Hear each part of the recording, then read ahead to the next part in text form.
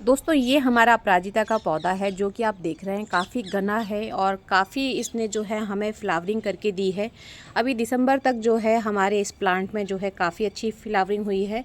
और जनवरी में जब बहुत ही ज़्यादा ठंडी हो गई है तो जिस तरह से आप देख रहे हैं कुछ कलियां जो हैं इस तरह से सूख गई थी, क्योंकि सर्दी का असर जो है इसके ऊपर आपको साफ साफ दिखाई दे रहा है, इसकी प्लांट के ऊपर, इसकी पत्तियों के ऊपर। तो अब जो टाइम है, अब टाइम है हमारे प्लांट में कुछ खादों को लगाने का और इसकी जो है हार्ड प्रूनिंग करने का। अगर हम इस समय पर अपने प्लांट में हार्ड प्रूनिंग कर देंगे तो आप देखेंगे इसमें जो है नई नई पत्तियां फरवरी में ही निकलने लग जाएंगी और नई नई पत्तियां निकलेंगी, नई नई ब्रांच निकलेंगी, तो इसमें जो है बहुत जल्दी आपको फ्लावरिंग देखने के लिए मिलेगी। तो अभी हम अपने प्लांट की जो है हार्ड प्रूनिंग करेंगे और हार्ड प्रूनिंग करने के साथ साथ हमें अपने प्लांट की करनी है रूट फिलिंग।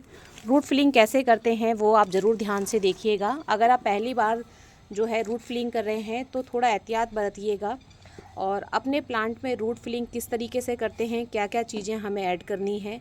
क्योंकि रूट फिलिंग करने से हम करते ये हैं कि अपने प्लांट की जो मिट्टी है उसको फिर से ढेर सारा पोषण देते हैं, जिससे कि हमारे प्लांट की जो मिट्टी है वो और ज़्यादा जीवित हो जाए, उसमें और भी ज़्यादा पोषक तत्व भर जाए, जिससे हमारा प्लांट जो है उसको एनर्जी मिले, पोषक तत्व मिले, जिससे वो ढेर सारी नई नई ब्रांचेस और फूलों को पैदा कर सके।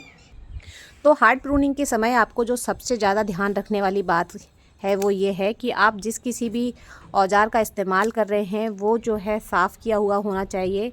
आपने या तो इसको डिटॉल से क्लीन कर लीजिए या किसी और चीज़ से, लेकिन इसको क्लीन ज़रूर कीजिएगा, जिससे आपका पौधा जो है हार्ड प्रूनिंग के बाद ख़राब ना हो। आपको इस बात का जो है बहुत ज़्यादा ध्यान रखना है। और हार्ड प्रूनिंग के समय आप चाहें तो थोड़ी थोड़ी ब्रांचेस जो हैं कट कर सकते हैं, या आप चाहें तो इसकी ज़्यादा भी कटिंग कर सकते हैं, क्योंकि हम इसीलिए इसको जो है हार्ड प्रूनिंग बोलते हैं। अभी आप देख रहे हैं कि मैं अपने प्लांट की जो है बिल्कुल नीचे से जो है डीप से कटिंग कर रही हूँ और मैं आपको दिखाऊंगी कि मैंने अपने प्लांट को जो है कितना कट कर दिया है। तो ये आप देखिए कटिंग के बाद ये हमारा प्लांट कुछ इस तरह से है। मैंने इसकी ढेर सारी जो ब्रांचेस हैं निकाल दी हैं। आप ये देखिए बहुत ज़्यादा जो है बूशी और बहुत ज़्यादा बड़ा हो गया था हमारा अपराजिता, लेकिन इसको कट करने के आपको बिल्कुल भी दुख नहीं होना चाहिए, क्योंकि आप जितना अच्छे से इसकी हार्ड प्रूनिंग करेंगे आप देखेंगे उतना ही ज़्यादा अच्छे से जो है आपके प्लांट में नई नई पत्तियाँ निकलने लग जाएगी। और ये जो टाइम है हार्ड प्रूनिंग के लिए और रूट फिलिंग के लिए बहुत ही अच्छा टाइम होता है। तो आप फरवरी में ज़रूर और ज़रूर से अपने प्लांट में जो है हार्ड प्रूनिंग और जो है रूट फिलिंग करें। अब नंबर आता है रूट फिलिंग का, तो हम जान लेते हैं कि रूट फिलिंग हमें किस तरीके से करना है। तो दोस्तों रूट फिलिंग के समय पे जो सबसे ज़्यादा ध्यान देने वाली बात ये होती है कि हम दो तरीके से रूट फिलिंग करते हैं। पहला तरीका हमारा होता है जिसमें हम अपने पॉट के चारों तरफ की मिट्टी निकाल कर और फिर नई मिट्टी बनाकर इसमें डालते हैं। ये बहुत ही सेफ़ तरीका है और आप बिगनर हैं तो ये तरीका ही आप ट्राई कीजिए। आप जो मैं दूसरा तरीका बताऊँगी उसको ट्राई बिल्कुल भी मत कीजिए। और रूट फिलिंग के समय पर हमें एक चीज़ का और ध्यान रखना होता है, जैसे कि मेरा ये जो प्लांट है ये आप देखेंगे कि मैंने इसको पिछले साल ही लगाया था, तो इसकी जो जड़ें हैं ज़्यादा नीचे तक नहीं गई हैं, इसकी जो जड़ें हैं ऊपर ही ऊपर हैं। लेकिन अगर आपका पौधा जो है काफ़ी समय से एक ही पॉट के अंदर लगा हुआ है तो आपको जो है अपने पौधे को इस मिट्टी में से बाहर निकालना होगा, क्योंकि हो सकता है कि आपके जो पौधा है उसने नीचे तक जड़ें बना ली हों और जड़ों का जाल बन गया हो, जिसे हम रूट बाउंड होना बोलते हैं। तो ऐसी स्थिति में आपको जो है अपने पौधे की को निकाल कर और उसकी थोड़ी थोड़ी सी जो जड़ें हैं वो ट्रिम करनी होती हैं। और जड़ों को ट्रिम करते समय पर भी आपको इसी बात का ध्यान रखना है कि आप जिस औजार का इस्तेमाल करेंगे वो औजार जो है बिल्कुल साफ़ सुथरा होना चाहिए। रूट फिलिंग में भी जो आप जैसे ये देख रहे हैं ये हल्की हल्की सी वाइट कलर की जो रूट्स हैं इनको हम डैमेज करते हैं और इनको हम साइड से जब मिट्टी के साथ निकालते हैं तो थोड़ी बहुत जो इसकी रूट्स हैं वो डैमेज होती हैं। लेकिन ये जो रूट्स हैं इनके डैमेज होने से पौधे पर ज़्यादा असर नहीं पड़ता है। तो आप ये देखिए कितना गहराई से जो है मैं इसकी ये मिट्टी निकाल रही हूँ। ये देखिए आप देख पा रहे होंगे ये जो आपको सफ़ेद सफ़ेद सा चीज़ दिख रही है ये जड़ें, ये इसकी नई जड़ें हैं और इनको हम निकाल रहे हैं और इनको निकाल कर ही जो है हम नई मिट्टी इसके अंदर डालने वाले हैं। तो ये देखिए ये जो हमारी जड़ें हैं ये ऊपर ही हैं, क्योंकि मेरा ये जो प्लांट है ज़्यादा पुराना नहीं है। रूट फिलिंग के समय पर आपको एक चीज़ और ध्यान रखनी होती है, वो है पानी का। जब भी आप अपने किसी भी पौधे में रूट फिलिंग करते हैं तो आपको ध्यान रखना है कि आपको एक दिन पहले जो है अपने प्लांट में पानी देना बंद करना होता है, क्योंकि तभी आप अपने प्लांट के जो है चारों तरफ की मिट्टी निकाल सकते हैं और बिना जड़ों को डैमेज किए। क्योंकि अगर मिट्टी गीली होगी तो जड़ों के डैमेज होने के जो चांस होते हैं वो ज़्यादा होते हैं। तो जैसे कि अगर आपने आज पानी डाला है तो आप कल अपने प्लांट में पानी नहीं डालेंगे और परसों फिर आप अपने प्लांट की जो है रूट फिलिंग करेंगे। रूट फिलिंग के लिए ना तो सुबह का समय, ना दोपहर का समय और ना ही रात का समय, केवल और केवल आपको जो है शाम का समय चूज़ करना है। यही सही समय होता है हमारे प्लांट की रूट फिलिंग करने के लिए। तो आपको भी अपने प्लांट की जो है रूट फिलिंग करनी चाहिए इसी समय पर। क्योंकि हम अपने प्लांट की जो है रूट फिलिंग कर रहे हैं तो अब हम अपने पौधे को जो है कुछ न्यूट्रिएंट्स प्रोवाइड करेंगे। तो मैं इसके अंदर जो है गोबर की खाद का इस्तेमाल कर रही हूँ। आप चाहें तो वर्मी कंपोस्ट या लीफ कंपोस्ट दोनों में से किसी का भी इस्तेमाल कर सकते हैं। और आप देखेंगे कि जब आप ये प्रोसेस करेंगे उसके बाद में आपका पौधा जो है कुछ दिनों के लिए शॉक में जाएगा और ये डेफिनेटली होगा और ये बहुत ज़रूरी प्रोसेस भी है। तो इस टाइम पर आपको जो है किसी केमिकल फर्टिलाइज़र का जो है यूज़ बिल्कुल भी नहीं करना है। आप जितना अपने पौधे के साथ में ऑर्गेनिक रहेंगे आपका पौधा जो है उतना शॉक से बचा रहेगा। नहीं तो आप ये सोचें कि आप एप्सम सॉल्ट का यूज़ कर दें, क्योंकि काफ़ी सारे लोग इस टाइम पर एप्सम सॉल्ट का यूज़ करते हैं। तो एप्सम सॉल्ट का या किसी और केमिकल के यूज़ करने से जो है आपका प्लांट ख़राब हो सकता है। तो इस तरह की गलती बिल्कुल भी ना करें। आपको केवल अपने प्लांट में जो है खाद लगानी है। आप चाहें तो इस समय इसमें नीम की खली का भी इस्तेमाल कर सकते हैं, वो भी बहुत अच्छा ऑप्शन है। तो आप अपनी खाद के साथ में नीम खली का मिक्सचर जो है वो डाल दें।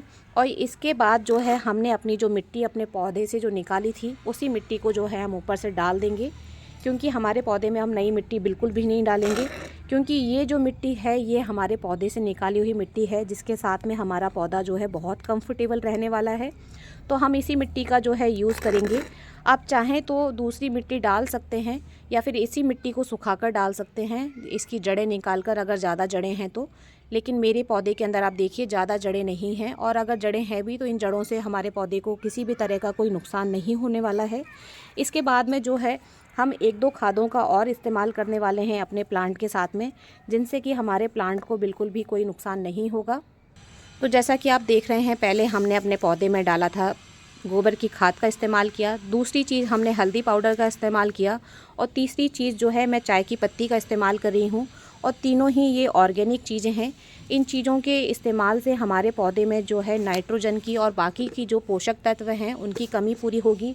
और हल्दी का यूज़ हमने इसलिए किया है क्योंकि इसके अंदर जितने भी किसी भी तरह का जड़ों के पास में रोग होगा तो हल्दी एक एंटीबायोटिक की तरह काम करेगी और हमारे पौधे को उससे लड़ने की शक्ति प्रदान करेगी। अब इसके बाद में हमारे पौधे को जो है एक और चीज़ की ज़रूरत होगी। तो अब हम इसमें इस्तेमाल करने वाले हैं खट्टी दही का। खट्टी दही जो होती है रोगों से पौधे को लड़ने के लिए भरपूर शक्ति प्रदान करती है, और इसके अंदर जो है बहुत ही अच्छी मात्रा में जो है कैल्शियम पाया जाता है, जो कि पौधों को रोग से लड़ने के लिए सक्षम बनाते हैं। तो इन चीज़ों का हमें इस्तेमाल करना है। आप देखेंगे कि जब आप अपने पौधे में दही डालेंगे तो आप देखेंगे कि पौधे में अगर किसी भी तरह का फंगस इन्फेक्शन होगा या चींटियाँ वीटियाँ लगी होंगी तो वो भी जो हैं इस दही की वजह से ख़त्म हो जाएंगी। मैंने 1 लीटर पानी लिया है और 1 लीटर में आधा मग के करीब मैंने दही डाली है, यानी कि 100 ग्राम के करीब। तो आपको इतनी ही दही जो है 1 लीटर पानी में अच्छे से मिक्स कर लेनी है, और अच्छे से मिक्स करने के बाद में आपको इस दही को जो है पौधे में डाल देना है। जब आप पौधे में इस दही को डालेंगे उसके बाद में अपने प्लांट को आपको जो है कुछ दिनों के लिए जो है छाया में रखनी है। इसको डायरेक्ट सनलाइट से हमें अपने प्लांट को बचाना है, क्योंकि डायरेक्ट सनलाइट से जो है प्लांट एकदम से शॉक में आ सकता है। तो डायरेक्ट सनलाइट में नहीं रखेंगे। करीब 7 से 10 दिन के बाद आप अपने प्लांट को जो है धूप में रख सकते हैं, और इससे जो है आपका प्लांट नई नई ग्रोथ भी करने लग जाएगा, और जो आपका प्लांट है शॉक प्रूफ भी हो जाएगा। बीच में किसी भी चीज़ का हमें अपने प्लांट में इस्तेमाल नहीं करना है, क्योंकि अभी हमने अपने पौधे की जो जड़ें हैं उनको डैमेज किया है, तो हमारा पौधा थोड़ा बहुत शॉक में जा सकता है।